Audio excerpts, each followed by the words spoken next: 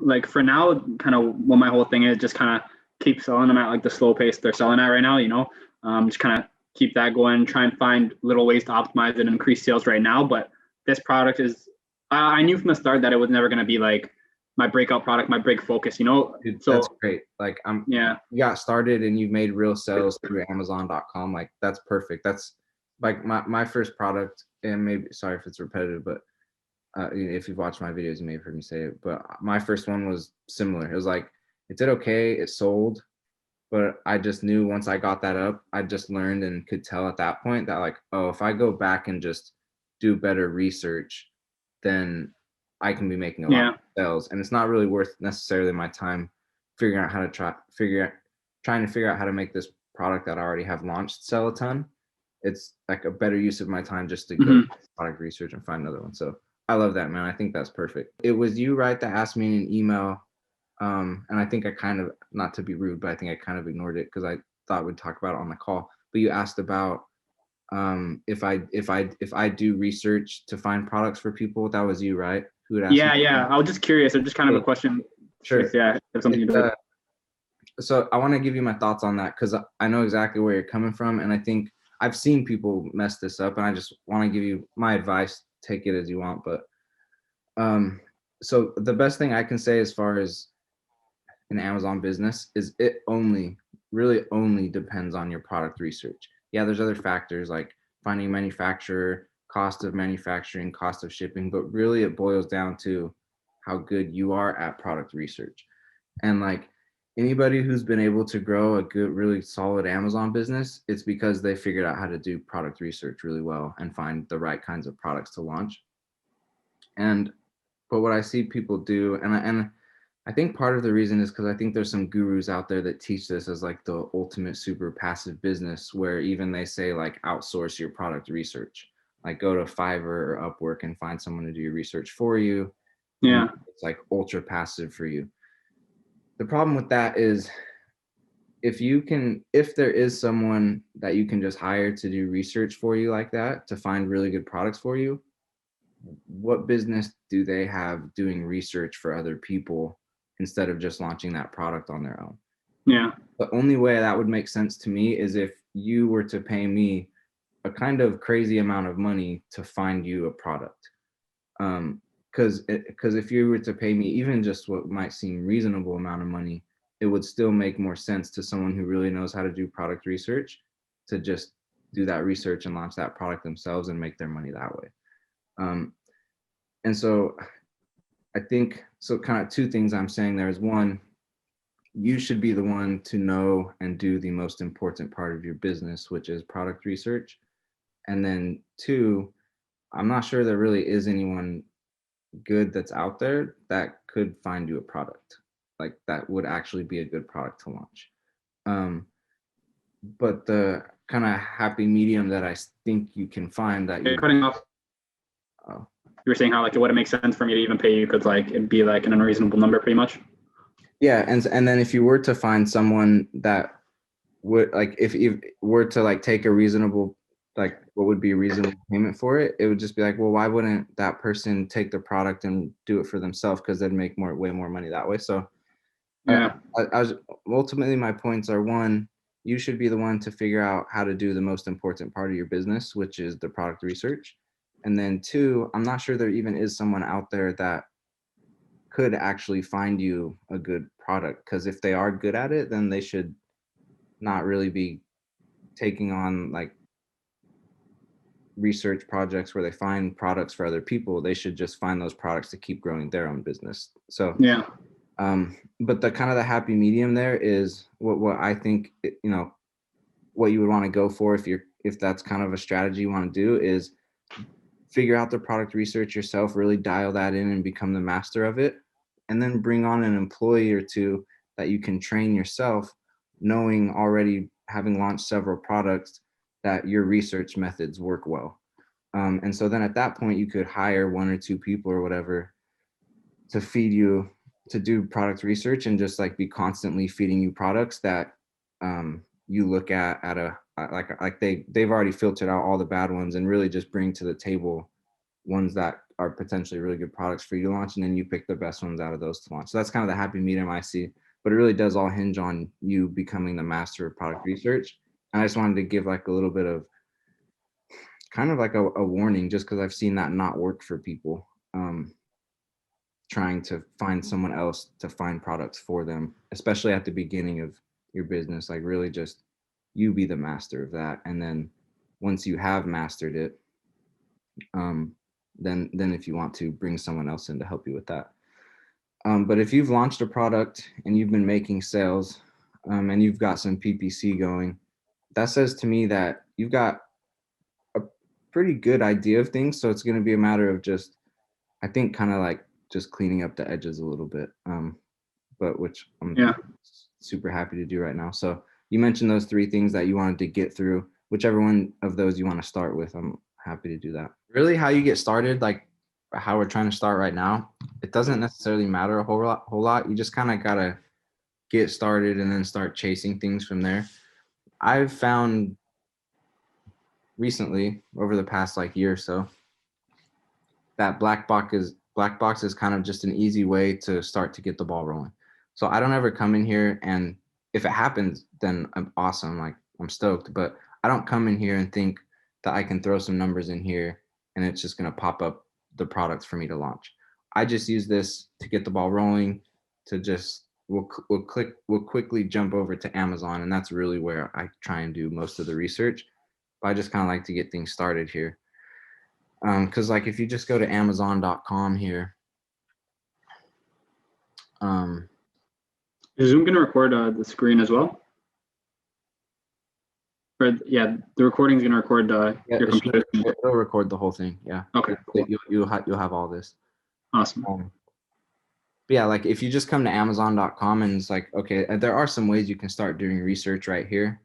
One of them is just like I talked about. If you just type stuff in here, it automatically gives you results, and these results are based off of the most popular searches, which means a ton of traffic, which means that like these are most likely products that make a lot of sales. So I like it. It's kind of underrated, I think, but this is a really good place to do product research. It's like right here, Fire Stick, Fitbit, face mask, face shield. I know I wouldn't, those are probably I haven't actually done the research, but I would imagine that those are pretty competitive right now. Yeah. Like waistline leggings for women, like just that might be niche enough to go look into and find something in there. But if you just type another letter, you get a whole different list of results here. So like, that's going to be seasonal, but that's a pretty niche product, probably a felt Christmas tree for toddlers. A feet, like that one to me looks like maybe a good one. So here, we'll get back to black box in a second, but this is like straight up how I would do it. Even if I was just about to go like do black box, I might just randomly do exactly what I just did. And now I'm looking at this random feet peeling mask product, which my guess is it's probably going to have some decent demand. Let's take a look. And yeah, I think you've already been doing it, but feel free to completely interject and stop me if you have any questions or need me to explain anything in more detail. Cool. So you'll just go into the search box, type in like a random letter, and then just kind of see the results that pop up and look for the most niche looking product, I guess. Yeah, that's pretty much it. Yeah. I'll say this. I don't know if you do or don't, but I don't pay attention to these averages because they literally just add up the columns and take the average of like the adding up each number in the column, which it skews it a bit. It can, because you could have like one person with 1,000 reviews and one person with one review, and they'll average that to like 500 reviews, and so it doesn't make sense. So I just ignore these. Yeah. And then the first thing I do is I just look at the sales column, and I like to sort it. Maybe sometimes the first thing I'll do is click. How do they change it? Can I delete these still? It's not letting me. Sponsored ones. Yeah. I like to get rid of those if I can. It's not letting me really click stuff because it's not loaded yet. Let's see if it'll let me sort the sales column. Yeah, it will. Oh, no. There we go. Okay. So yeah, like I said, that's crazy demand. Like that's that's one really cool thing. Dude, the search bar works. I don't know how else to put it. It seems like kind of like it's just sitting right on Amazon, so it's just easy to overlook, but it works like that. So that's like, isn't this competitive though? Yeah, I'm about to look at that. So we'll jump over to the reviews column, and yeah, that's a lot of reviews. But Yeah. let's see. So this, sorry, sometimes I'm bad at voicing when I'm like what I'm thinking as I'm trying to do the research.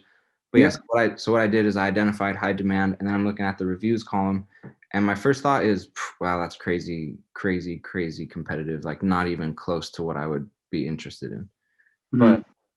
But then I'll also scroll down, and what I'm looking for is if I see, like we can see up here, it's 13,000, 26,000, 11,000, 9,000, like crazy numbers. But as we start to scroll down, it starts to drop. So in my head, I'm thinking, well, there's so much demand up here. Maybe if I just scroll down, maybe we'll start hitting reviews in the 10, 20, 50, 80 review range, which is more feasible to me. And maybe some of those people are getting, instead of 70,000 sales per month, maybe they're making like 1,000 or 4,000 or 700.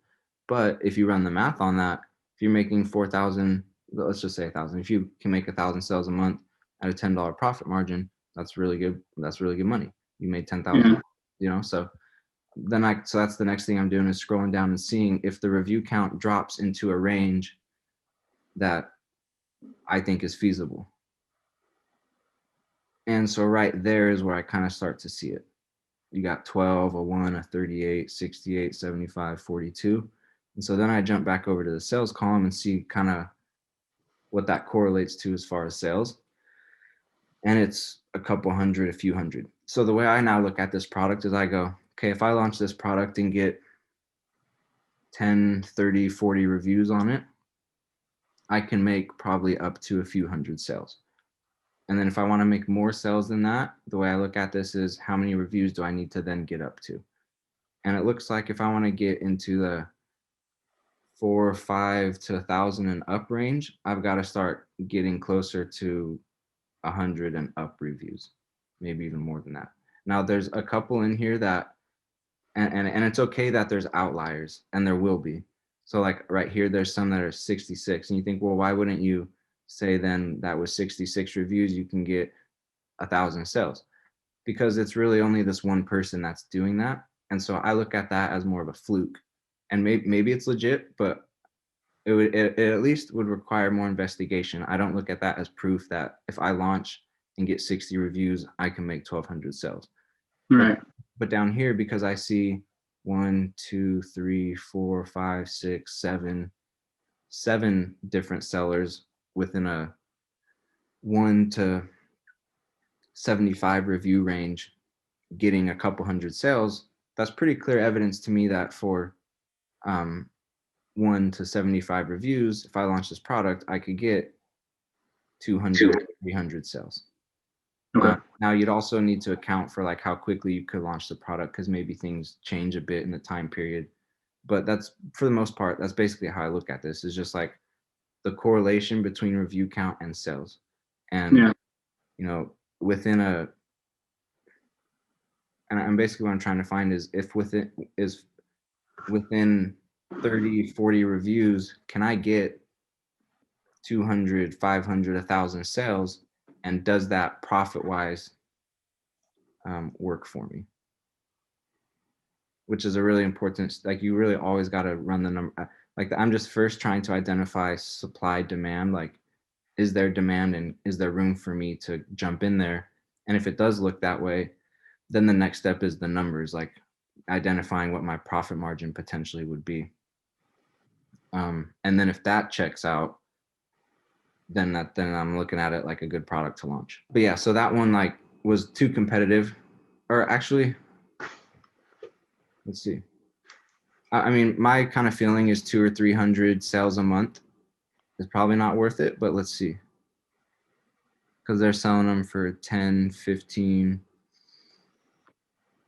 So let's just say we were to sell them for, let's just say $10. So I'd go to Alibaba, I'd even type just feet mask. Are these the same thing? I didn't even look at what this product is. That's also, I don't know if it's worth anything to you, but that's how I do research, man. I don't even honestly I didn't even look at what these actually. So you don't use black box? What's that? Yeah. So black box. I was gonna say, you said you started at black box and kind of like so the starting point and then go to Amazon. But Yeah. like, would you do anything more? Like, what would you do on Black Box exactly? Or do you Yeah. just not use Black Box, like pretty much not at all? No, I'll show you right now. I just kind of, there's no like, this is the way step by step you have to do it. It's just like kind of get on and start looking at things. And so I was going to show you Black Box, but then I was like, oh, I'll show them the search bar real fast. And then I just went with the search bar method, but I'll show you Black Box right now. No, whatever you do and whatever works for you. Like, I'm not tied to kind of Black Box or anything like that. Okay. Yeah. I just wanted to see if, like, just for the heck of looking at it, if these numbers would work out at all. Yeah, so like these are pretty cheap. I'd imagine, you can get them for like $50. So what percentage of your sale price should your product be when you source it? Like on like, what would you say, ballpark? Like, I just don't look at it that way. I'd rather just do what I'm trying to show you here, which is, so I looked at how much people are selling them for, which I estimated we're going to say about $10. And on here at how much they cost me. So let's say 50 cents. So $10 minus 50 cents, $9.50, and then subtract out. Well, let's call it $1 because you've got shipping costs in there. Maybe you do custom packaging. So let's say each one costs $1. So you've got sell it for 10, subtract $1 that it costs you. That's $9. Then you've got to pay Amazon their stuff. Let's say that's $5. So you make $5 a profit on these, $5 profit a sale on these. And so 5 times 200 or 300, let's just say 5 times 300 units, that's 1,500. Is that right? Is that the right math? 1,500. Yeah. So like this product right here, I'd say there's potential to launch this. And if you can get, I'd say probably like 10 to 30 reviews on it, you could make like $1,000, 1,500 fairly quickly with this product.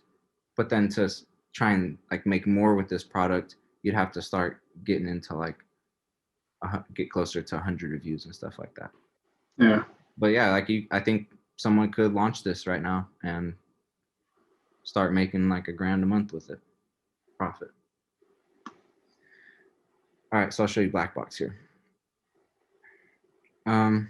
Yes, like I was saying when we first jumped in here, there's no secret numbers to put in here. It's just kind of throw some in there. I'll give a little bit of reasoning why I could kind of choose the numbers that I choose, but just kind of throw them in there, get it to populate a list of products, and then identify some niche products in there, go on to Amazon and look at those, and then from there attack the listing, which I'll show you that. Because honestly, the attack the listing method is really the secret sauce, I think, to finding good products. If you can learn how to go through that and just do your research that way, like you'll always end up finding something. It might take a while, but you'll find something. Yeah. So monthly revenue, I don't know, let's say it's making at least 6,000 something. And then I like to type in random numbers. So like I just did 6231 instead of typing 6,000, because I imagine most people that come in here type a flat 6,000 or something like that. And everybody that comes in here and is typing the same flat numbers are getting the same results. So I want my results to be hopefully a little different than what everyone else might be getting. So I just type, if I'm kind of thinking for monthly revenue, the low, I want it to be 6,000. I'll just type in some random numbers instead of flat 6,000. So 6231. Max, like maybe you want to leave that open. Let's throw in, I don't know, like 45, something like that. But again, these aren't magic numbers here. You just kind of throw in ranges and then get it to populate a list for you. So many people think like if you just tell me the magic numbers to put in here, then I can, and it's just, that doesn't work that way. So I like to make it crystal clear. Price. So this one I do have some real good reasoning behind, at least for the minimum, well, and the maximum, but a minimum, you just want to think about making a decent profit margin. And so if you are looking at products that people are selling for like $3.99, man, you're going to have a really hard time making good profit margins out of a $4 product. Because after all your costs and fees, maybe you're making like 50 cents a dollar off of that. And so to make like 10,000 a month, you'd have to, so it's just like a minimum. So a minimum price, the most minimum price I've ever sold at and probably would ever sell at is $8.99. And even that was like a little bit low, but there was so much volume with it that it made sense. Like it was several thousands of units a month. Yeah. So that made complete sense. So I'll kind of use like maybe a 7. I don't know. That's still pretty low. I'd even go 9, but here, let's just go low for just say 70, 88. And then max, maybe you want to leave it open, maybe you don't. I usually try and cap it somewhere around like 40 to 50, maybe even a little bit lower. But sometimes it's good to look higher because there are plenty of products with higher price points that do amazing. The only thing that happens at that point is it's likely that if the product's being sold at a higher price, it's a higher cost per unit to buy that from the manufacturer. Yeah. And so you need more upfront capital. But Okay. if you don't, so if you're someone who really has like, tens of thousands to invest into a product to get it going, then leave this a lot higher. But if you're someone who's more in the like few thousand or so range, then I'd say you're probably going to be looking for products within like under 50, under $40, something like that. Yeah, that makes sense. Review count. I like there to be at least a couple reviews. Not that there has to be, but it just shows that at least in most cases, it shows that it's a valid product. And then max, I don't know, I'll say like 74. And again, you could shoot that down. Like I'd come in here and play around. For this one, I'd do 74 and look at some stuff, but then maybe I want to change it to 20 and see what comes up, play with it. But my thought process behind this is the way I look at reviews is like when I launch the product, how quickly am I going to be able to get how many reviews am I going to be able to get on my product within the first week, within the first month? It's like, is that 5 reviews? Is that 50 reviews? Is that 500 reviews? Because that makes a really big difference. So like some Amazon sellers are capable of launching a product and getting hundreds of reviews on it within the first couple weeks, within the first month. Yeah. And so then they can look at competing with other sellers that already have, a couple hundred reviews on their products because they can get to that level very quickly. Yeah. That's another question I had. And kind of like, what is the process for getting more reviews? Like I've heard about putting inserts into your packaging, like with cards asking for reviews. Like what is your process to ensure that you get a lot of reviews right from the start? So I'll give you my best strategy. And then if we want to talk about maybe some different kind of approaches, we can, but this is what I go for. If you find a product that has really high demand and low competition, you will start to get sales. And usually what I do to get the first however many I can on, which it's kind of fluctuated at times throughout the years, but even just getting 1 or 2, just getting like a friend or, you got to kind of be a little bit careful with that. Like you can't really just get your mom, especially if you're on her account or whatever, to like you got to make sure it's like separate account. Distant. Yeah.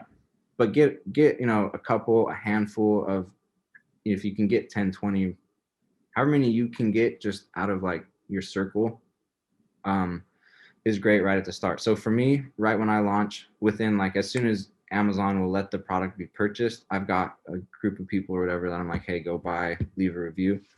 And that's, I'll usually try and get at least 5 like solid 5-star reviews, but even if it's just 1 or 2, that's a huge help. And then, at times I've done it where I've had like kind of a stronger network, so to speak, built for when I launched so I could get more reviews, but it got, Amazon got tighter about how they're tracking and allowing reviews to happen. So I scaled that back. So more recently, it's more of a, when I launch, I'm looking at getting on, like I try and play it safe, and I'd rather avoid issues with getting my account disabled or whatever. So I try and play it safe. And so right when I launch, I'll try and get 3, 4, 5. If I feel safe about going up to like 10 or more than that, then, but probably I'm really just trying to maybe get like a handful on there just so it shows that, some people have actually bought and reviewed it. Yeah. So as many as you can from like your inner circle without sketching out Amazon pretty much, right? Yeah. Okay. Yep, exactly that. But the main thing that I rely on is my product research and finding high demand and low competition. Because what happens is if you launch a product that has that high demand, people are going to find your product listing, and Yeah. it is going to sell. And then Right. it is going to get reviews, because no matter what, even if you do nothing, a certain percentage of the people that buy will leave a review. It's Yeah. small, but it will happen. So if you did your research right and you found high demand and low enough competition that you can start to capture some of that demand, you'll just start to capture it, and from that will come reviews. And especially if you were able to get a handful on there yourself and you start running some PPC to increase even more sales volume, like Yeah. that will get the ball rolling. And so that's really what I do, is I try and really bring it back to product research, because then you don't have to play such a game of hacking reviews. You can kind of just let that happen more organically. Yeah. No, But that makes sense. I still do, and it still does make a lot of sense to really get as many as you can on there through whatever means, as long as you're not risking, getting your account shut down and stuff. And Amazon has become way stricter about that. So I really recommend, like, I basically don't recommend any sort of extra ways to get reviews other than just all the like actual ways that Amazon allows you to do it. With Yeah. with the exception of what I just said, like find a few initially to get on there. But Yeah. No, just for the start. And even myself, I noticed like from having 0 views to having 2, like even that was like a noticeable difference. Yeah. Like yeah, right away. Like, so. yep, yeah. So my whatever you need to do to get like a couple to a handful or so on there right away, make sure and get that done. Don't be too sketchy that you get shut down or whatever, but definitely get that done. And then from there, you should be relying mainly on your product research of having found high demand to Yeah. start to get you sales and reviews. And then you've got 2 pieces built in that will kind of increase the speed at which you get reviews, which is inserts, like you mentioned, just a simple something inside. Yeah. Can the suppliers do that at Alibaba? Like when they're packaging the product, they can. Okay. Yep. And that's pretty simple. It shouldn't. Maybe they'll try and charge you. Some won't, but it shouldn't. If you go like crazy custom, then maybe it's really an extra expense, but it really shouldn't cost you that much extra to put an insert in there. Okay. And Cool. if you want to, and one thing I like to do is I'll order the top seller, whatever product I'm looking at. Once I've got to the point of like I'm pretty serious about it, I'll order the top sellers products and analyze their packaging and their inserts and see what they're doing, because it's really likely, and this is pretty much always the case. Like if you just go to the top sellers with the most reviews and order their package and look at their inserts, you'll notice that, oh yeah, that, like, their inserts are definitely getting them a lot of these reviews. But also be careful, because some of those best sellers are doing completely sketchy things with their inserts where they're like, you just like, Leave a 5-star review and we'll give you half yeah, off the next one. Yeah. exactly. Or we'll send, like you got to be careful, but there's a lot of people Yeah. getting away with it. So like ultimately up to you, but I would kind of lean more towards just being careful Cool. about it. And again, Okay. relying on the high demand to start to really get things going. So inserts. And then the only other thing is, and this is a really good one, but make sure you have, I guess there's kind of 2 things built in here, but email campaigns. So you can send out emails to request reviews after they've purchased your product. And then there's also you can also go into the order and click request review. If Yeah, I've done that. Yeah. And there's some tools where you can automate that. So they'll just basically, the tool will just automatically click all those for you and send out requests that way. Yeah, but I did want, so that's pretty much how I fill this out. And I just click search. We'll jump over to do the tactile listing stuff right now. Cool. The only other thing is categories. I like to, just because you don't want to, are you aware of like what are good categories, bad categories, or do you want me to touch on that? Yeah, no, I have a general idea, but yeah, if you could go through it really quickly. Yeah, so it's just like, so the good ones. Home and kitchen, stuff like that.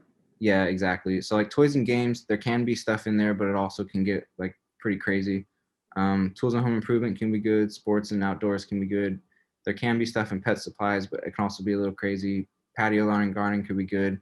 Office products can, maybe.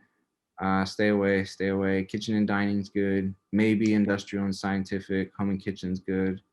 Health and household, maybe. There's kind of like a mixture in there of like the household stuff could be good, but the health stuff, now you're into like stuff that's going in people's bodies, and there's different rules and different like manufacturing. Yeah. Handmade products, no, because you're just not going to find those on Alibaba. Grocery, no. Electronics, and computers and accessories. So some people will say to stay away from those because, and this is true, because they can, basically you can get more negative reviews from electronics because they more break. There's a lot that could go wrong. Yep. But I personally have sold smaller kind of, there's smaller like adapter electronics, and those have done extremely well for me. So up to you how, if you want to, but like I said, it is a thing where you can get negative reviews easier. But like you can also avoid that by finding very high quality products. So anyways, thoughts on that? Cell phones, accessories, kind of the same thing there. Same thing with camera and photo. Beauty and personal care is kind of the same as health and household. There can be some good stuff in there, but there can also be just like tons of stuff you want to avoid. Babies kind of like, is kind of like a personal care, health kind of category, kind of some of that stuff in there. Then you also kind of find some like legit that could be really good baby products for you to sell. So that's kind of like a maybe category. And yeah, that's pretty much it. So let's see, I'll just select, let's do patio, lawn, and garden.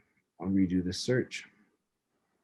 Okay, so basically what I do is I'm just like quick scanning, and I want to find something that makes me go like, what the heck is that? If it's something I basically already know, I just want it to be so weird and random and niche that like I'm just like, what is that? So this kind of looks like that to me, but then I read it, I'm just like, it's just kind of a chair cover. So to me that's like a maybe, but I'll probably just keep scrolling, see if I can find something more niche. Water resistant pyramid torch patio heater cover. So like that one might be worth looking into. I'm gonna, like, maybe, I don't know, like I might open that one up in a new tab, but let's see if we can find a better one real fast. Waterproof plastic black plant tags, maybe. So that looks like seasonal to me, like a Thanksgiving thing, so I'm gonna skip that. Which you can do, see, like people do see, like there are people that sell seasonal and do succeed with seasonal. I personally would just rather have something that's going to be more consistent month after month, like all 12 months of the year. So lots of covers. So here's like an heavy duty plant cover. So maybe we want to go look at plant covers for a second. But yeah, like I'll literally just kind of do exactly what I'm doing here. Mid-century brass gold planter. So that one kind of like a, yeah, see, that's a large standard size. So I'd actually skip over that because I want to look for smaller, lighter, less expensive to ship products. So small standard size or what you're typically looking for? Yeah. But like, so this one right here says large standard size, but those, I doubt that's the case. So I wouldn't necessarily always go by that, but more go off of the image and what you can kind of like just logically come up with what the size of that product, or you could actually look at its dimensions right here too. But air plant terrarium kit, maybe.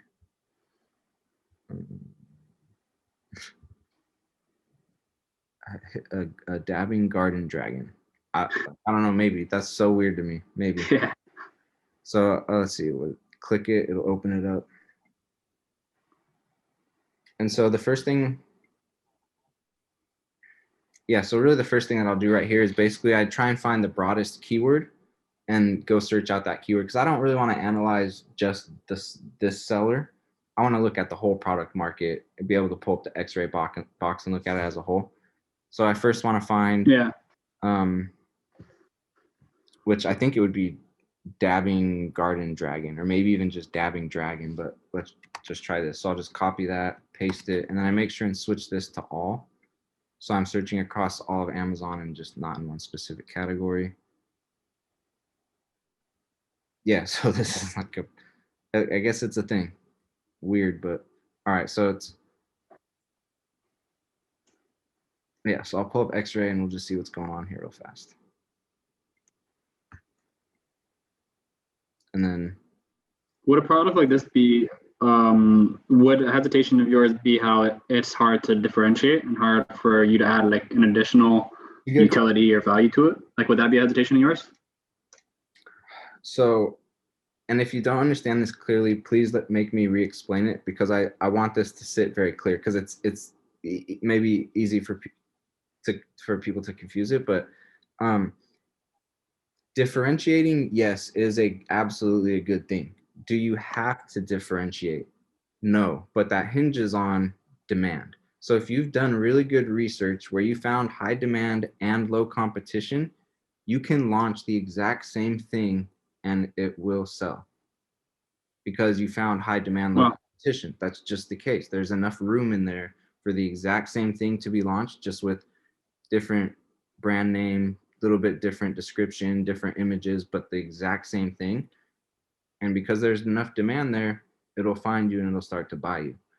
And then if it gets reviews and you run good PPC and like your images and all that's good, and you're getting reviews, then it'll just continue to grow. And I have launched most of my products that way, where I just find high demand, low competition, find it straight off Alibaba. All I do is find a high quality one off of Alibaba and just launch exactly that. Sometimes I don't even print my brand name on it. I'll just put that in there in the images just to get the ball rolling and get launched as quickly as possible. And sometimes down the road, like once I've got things going, then I'm like, okay, let's go to the manufacturer. This is proven it's working. Let's make a couple tweaks and improve the product. But then other times I've never ever, right. and it's just sold and done well. So with this one, so it really depends on, Good to know. yeah. So but that really hinges on being able to really identify high demand and low High competition. demand. If you struggle with that, which a lot of Yeah. people do, then I wouldn't necessarily be like, yeah, don't worry about differentiating, because if you are entering a little bit more competitive of a market, then yeah, you probably do need to differentiate a little bit somehow. But yeah, so if the sales are high and the reviews are low on average, then there's a good opportunity to still make money even if you don't really differentiate. Correct. But then again, if you see a really clear, smart way to differentiate, then why not? Like if you can offer a better product at the right cost for you in an amount of time that works for you to launch the product, then yeah, absolutely do that. But the way my approach is kind of just like, if there's high enough demand, low competition, I know it's going to sell. So I'd rather just get that starting to go. And then if I need to or want to improve, differentiate, then I can do that in the next order or 2 or 3 orders down the line, something like that. Yeah. Cool. But I know, like, I personally know other sellers that would hate that I say that. And like, you've got to like figure out what it is beforehand, spend the money on that up front, and then sell it that way. Yeah. Which, okay, cool. Yeah, that's how I feel about that. So these ones,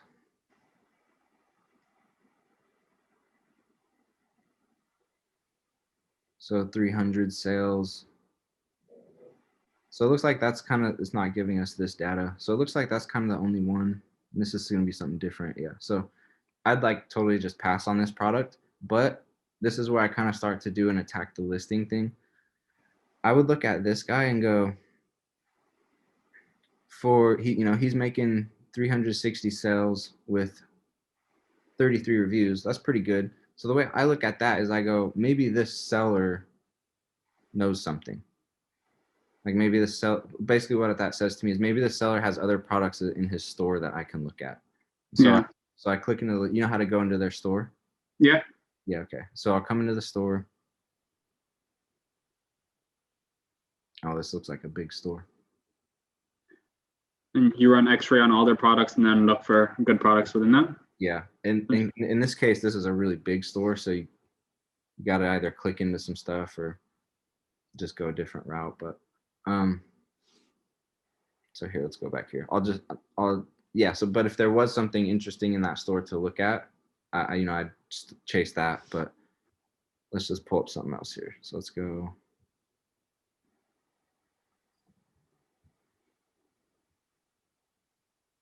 Let's try this one. Air plant terrarium. And I'll kind of show you an attack the listing on this one, I think, as long as there's enough demand. Because that's the main thing with attacking the listing. Really, the only thing I'm trying to do is just chase down demand. That's really what I'm trying to do.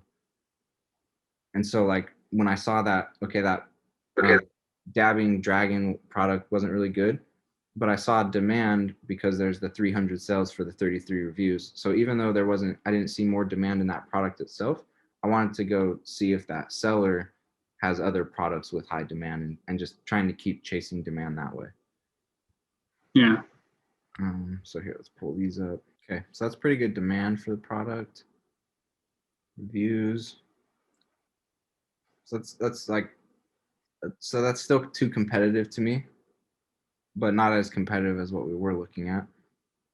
Oops. Are you looking for ideally under like 100 to 50? Yeah. So on average? Yeah. So like when I launch, I feel pretty confident in being able to get, it depends on yeah. So I feel like I can get,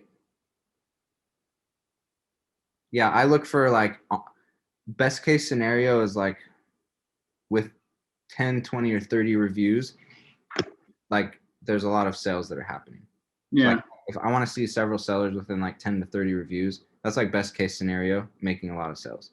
But I'll go up to like 70 or 80 and kind of like just analyze things and think to myself, like, all right, so I know I'm not going to get probably 70 or 80, in like my first month, but maybe it's worth it to 2 or 3 months down the road get there and then make the money.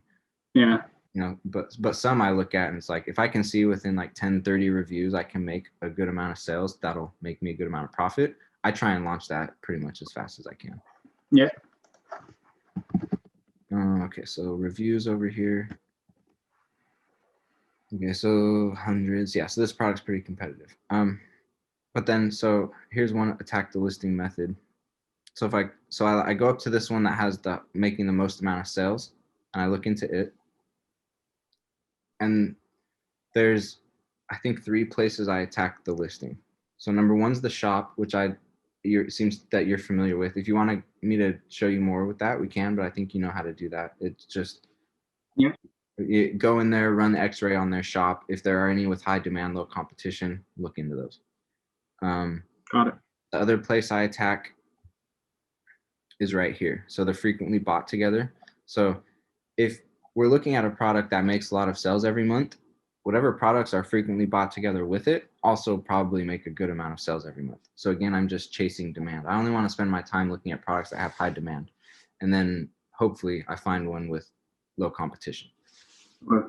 So the reason when we were looking at the X, was it over here? Yeah. So the reason in here I went up to this one is I'm chasing demand. So the one with the highest amount of sales, let's look into that one and use that one as the one we'll do attack the listing on. And so I'd look at their store. We talked about that. And then I'd come down here and look at these. So I'd just open this one up in a new tab, open this one up in a new tab, and look at what they are. So plant fertilizer. So the way I would look at this, like I wouldn't, because I like to keep, and you can, but I like to keep the products I launch very, very simple and easy. And this deals with liquid and some sort of fertilizer. Like that's just not going to be as straightforward as finding a piece of plastic product off of Alibaba. So like just off of that, I would skip this one.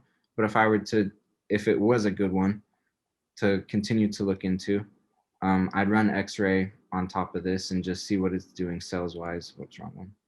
What it's doing sales wise each month. But again, mainly what I want to do is analyze the product market, not just one seller of the product. But you type plant fertilizer into like your search box and then run X-ray on the product. Yeah, exactly. So I'd look at this and go, okay, yeah, 2,000 sales. So yeah, that's definitely some demand. So at this point, I'd switch this to all, go air plant fertilizer, throw that in there, run X-ray on that one, see if anything good comes up. Got it. And then same thing with this one. And then you can also just like, now that we're onto this one, you could also deep dive into or attack this listing. You could look at the seller store. You can look at the frequently bought together on this one because it's also a high demand product. And these look kind of interesting to me because if these are little fake plastic ones, then I know that those would be on Alibaba. I'm pretty sure these are plastic. I'm not going to take the time to read through. It's like a cycle that you can continue on and just keep looking at. Just keep looking. So like if I click this one, my guess is it does fairly good demand. 4,950. So then I go look at that product market. Got it. And I could look into their store, and I can look at the frequently bought together with this one. In this case, it's showing us two we've already looked at, so I wouldn't click into those. And then the last place I go to attack the listing. And this one takes, like what I just showed you, you can really quickly, like once you kind of get the hang of it, you can just quickly jump through a bunch of products. And what's so efficient about it is you're not looking at a bunch of products that don't have high demand. Like if you're doing what I just showed you, you'll only be chasing products that do have demand. So you're really just making sure that they do and then checking for competition. Okay. Yeah, no, that makes sense. And then the other place down here is so the people that leave reviews, you can click into their profiles and you can see all the other products that they've been reviewing. And that can sometimes be a really good way to find just other very niche products. In this case, this person's not showing any. So I'll go back. So click into Natalie. So here's some, so like she did this Flex Tough Contour. I don't know what those are, but like maybe you want to look into that one. Cheese knife, stainless steel set. Why are you looking at other products that she's reviewed? Just to see other random niche products. Like it's just another way to look at random products. Yeah. Okay. It's not necessarily because I know there's demand associated with these or anything like that. This last attack the listing method inside the reviews here is literally just to pull up basically a list of random products that maybe one of them is worth looking into. Okay. So like this one right here, a hemp grow mat. That sounds really interesting to me. So I just go. Oops. Hemp grow mat. So do like, you avoid metal and like wood products, like products that are made of heavier material, just because of the more expensive shipping? What was the start of that question? It cut out. Like, do you ignore products that are made of like metal or like wood, like products that are heavier? Sort of. Like if I'm looking at stuff and I see some and I see that they have high demand, then yeah, maybe I'll go look at them. But for the most part, I do try and stay focused on small, lightweight, just because once you go to the heavier stuff, I mean, especially shipping, and then especially on top of that, just like how volatile stuff is in the world right now. Like and then also because if it's heavy, you most likely are gonna pay to ship it over sea and not through air. And air is way faster and sea takes a lot longer. And so when you're trying to deal with like replenishing inventory and stuff, air shipping is just way easier to deal with than sea. And if you go to heavier stuff, you're most likely shipping sea. So yeah, I do try and stay pretty focused on just small, lightweight, easy to ship. But if I see something that has like crazy data on it and it's heavy, just because it's heavy might not turn me away. Because if the data is looking amazing, then I'll keep looking at it. But I've yet to, the biggest product I've done so far is an umbrella. Like I don't know if you can see that, but like standard size umbrella. The only last thing I'll say about that attack the listing is to just be patient. And it's literally a game of, like, I promise you that does work. And it's a great way to continue to find high demand products, but you have to be patient and just continue to go through it and through it and through it. Sometimes you find them quick. Like I had someone send me a product one time. Just like a brother of mine who knows I sell on Amazon. Sometimes he sends me stuff and like, hey, maybe you want to look at this. Yeah. And so I just looked at that quick. It wasn't good, but I did my attack the listing method, and one product off of that, just one branch, found one and started selling that. So you can find them quick. Like that has happened to me, but I've also spent plenty of other times where it's just hour after hour after hour and maybe don't find anything. Yeah. It's hard to know when you're going to find the right one, but they are out there.